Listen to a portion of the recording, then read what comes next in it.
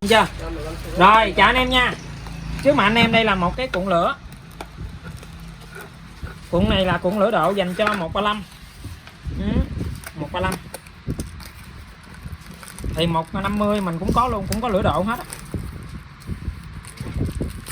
Lửa này là bán rất là nhiều rồi, nhưng mà bữa nay mới quay cái clip up lên cho anh em xem.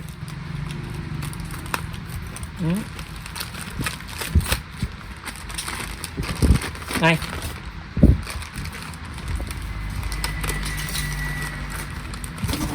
Đó. Cái này anh em sẽ sử dụng lại với dây điện viên. Rồi. Còn về dây đồng ở đây thì anh em nhìn kỹ nè. Thì 135 thường anh em lên cái đèn led á là nó sẽ bị xảy ra sự cố là nhiều khi mình đi độ nhiều quá IC rồi đi bơm nút điện thì nó sẽ yếu. Thì yếu thì anh em sẽ đi lên cái cuộn lửa này. Cuộn lửa này anh em hai hoàn toàn là như zin nha, hoàn toàn là như zin. Tháo cuộn lửa zin mình gắn ra thì anh em có thể nhìn kỹ nè. Ở đây nó quấn là dây đồng lớn. Nhìn qua camera có thể anh em thấy không rõ, nhưng mà khi anh em nhìn thực tế á, cái dây đồng này nó sẽ là dây đồng lớn.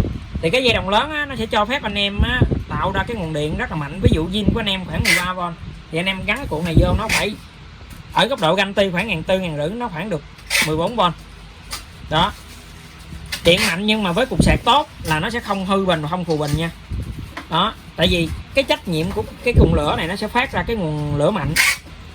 Đó, nguồn lửa mạnh. Thì cái cục sạc có chức năng là ổn áp điện. Nếu mà khi cái nguồn điện mà nó quá tải á, thì nó xả ra. Đó, nó xả ra thì nó sẽ không hư bình. Còn ví dụ nhiều anh em cái cuộn lửa zin, anh em lên cái cục sạc độ thì cái mặt ở trong đó, nó sẽ có mặt là mặt tăng áp. Nếu mà cục sạc độ loại tốt nó sẽ tăng áp thì nó sạc mạnh hơn xíu. Nhưng mà nếu giải pháp lên sạc độ chưa ổn rồi thì anh em có thể đi được cái này. Anh em đi cái này. Đó, đi lên cuộn lửa độ này thì chắc chắn nó sẽ mạnh hơn. Và cuộn này bên nhà cung cấp là bảo hành cho mình là 3 tháng nha anh em. Đó, anh em nào chạy cứ lỗi thì bên mình hỗ trợ cho anh em.